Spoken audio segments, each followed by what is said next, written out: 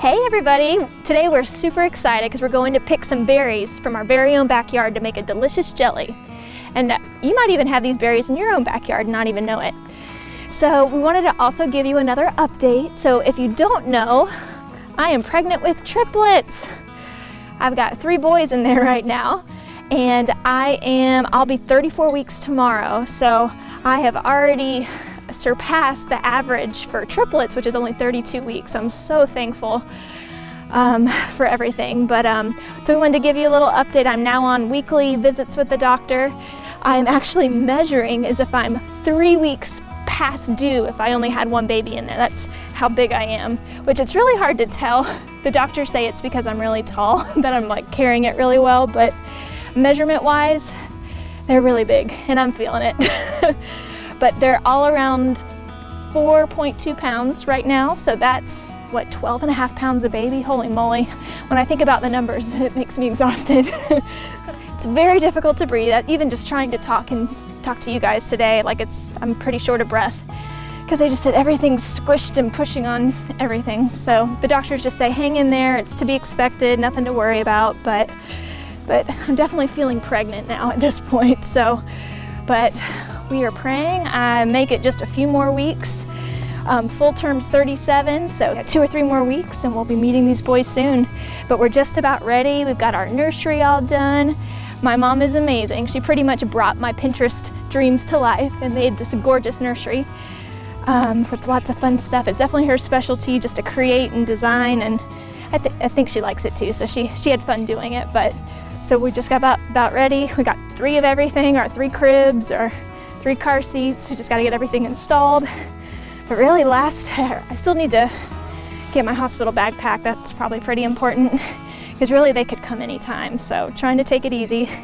But I couldn't bypass the opportunity to try to make our Beautyberry jelly before these boys get here. All right, so these are the American Beautyberry. So as you can see, they're just a beautiful purple color. Believe it or not, they're actually edible. You wouldn't think so. If you eat it just right off the plant like this, there's not much flavor. It's pretty bland, kind of gross actually. But in a jelly, it's fantastic. These are we're actually late in picking them this year, as to be expected. We've been a little busy, but we wanted to at least grab some to be able to make our batch for the year because we're running really low.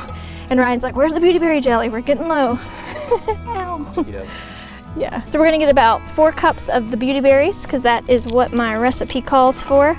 So as you can see, they just come right off the thing here. There's actually oils in the leaves that are supposed to be mosquito repellent. So we're trying it out today because the mosquitoes are actually pretty bad today. So thank you, dear. But yeah, most people wouldn't think that you can make jelly out of this, but you can. So squirrels actually love Beautyberries. So like a week ago, this was probably double the amount of berries. So that's why I was saying we're really late because the squirrels have beat us to them.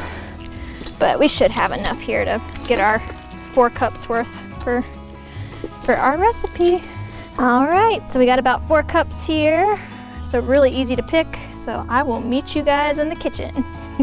So the first step is to just wash them off, make sure there's no bugs and leaves all in there. So we're gonna go ahead and do that. We've got 6 cups, so I apologize. Baby brain is real. It's been a struggle. But so the recipe calls for 6 cups, which is good because that's exactly what we have. We're just washing our Beautyberries here, and I have my handy dandy chair in the kitchen now because it's a lot harder to stand on my feet and cook lately. So especially if I know I'm going to be here for a little while. So that's definitely been an adjustment for me. But you got to listen to your body. That's the biggest thing. Because typically I've always been able to do everything on my own. I'm very independent. So this has definitely been an adjustment for me to ask for help and feel so pitiful and pathetic needing help with things that it should be super easy. So for y'all that have been pregnant, you know how much like 1 baby moves and how cool that is. But they have been so active, and there's 3 of them. So I never know what's what or who's moving, but like literally there's always some sort of motion going on in my belly at all times. So it's a crazy feeling. All right, so we're just gonna rinse these off real quick, and then the next step is getting them in some water to boil for 20 minutes. Look pretty good. Berries are washed. We've got 8 cups of water, and we're gonna just add this in, and we are going to bring to a boil for 20 minutes. And you wanna watch it, you obviously don't want it to boil over, so just a light boil, a light rolling boil. So it's been boiling for 20 minutes. So the next step is to mill it. Is that the right term? We have a food mill here, so we're gonna put this through the food mill very carefully because it is still hot. And so what we're trying to do is just strain out all the good flavorful juice from these berries. But if you don't have a food mill, you can just use like some cheesecloth and a strainer and just try to get as much of the juice from the berries that you can. So what this food mill does is just strains all the juice out of the berry. That's what we're looking for. And I wish you guys could smell this. It literally smells like fall. It's like clovish, cinnamonish. Like it's really hard to describe because it's from a berry, but it smells delicious. So American beautyberries are actually found in the southeast part of the United States. And typically they only bloom once a year in most places, but in Florida, we get 2 blooms a year, the spring and the fall. So we get lucky, we get 2 crops. This is just about done here, trying to get all the juice squished out, you'll notice. So that is looking good. So 3 cups per batch. So obviously there's a lot more. We'll do another batch here afterwards. So what you're gonna do is add the juice back to your pot. Bring this to a boil again. Add your package of pectin. Sorry, my box was over there. This is just the Sure-Jell pectin you can get at the grocery store. There you go. But just add your pectin, and you want to stir until this comes to a rapid boil. Ooh, look how pretty that color is. Just keep stirring this till it's fully dissolved. Just about there. Because the pectin is what helps gelatinize your jelly. All right, so we just want to wait for this to boil. Once it boils, we're going to add our 4½ cups of sugar. Bring that to a boil again for 1 full minute, and then we'll be ready to jar our jelly.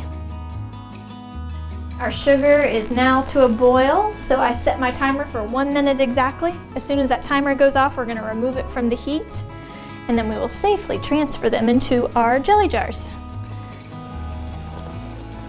2, 1. All right, let's get this off the heat.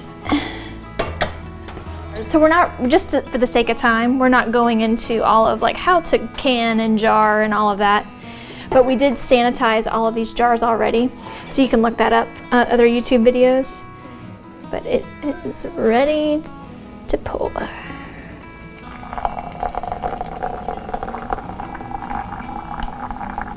It's beautiful.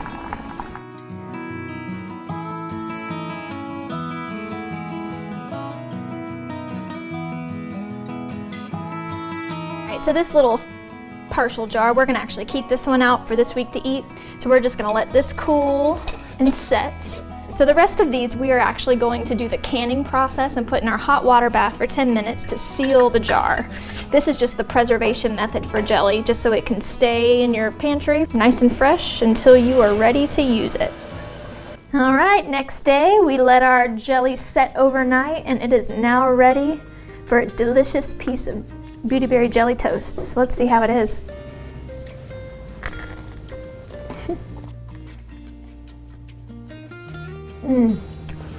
It's slightly florally, which sounds weird, but it's really good. A little bit of, it just tastes like fall. Like it's perfect for fall, I love it.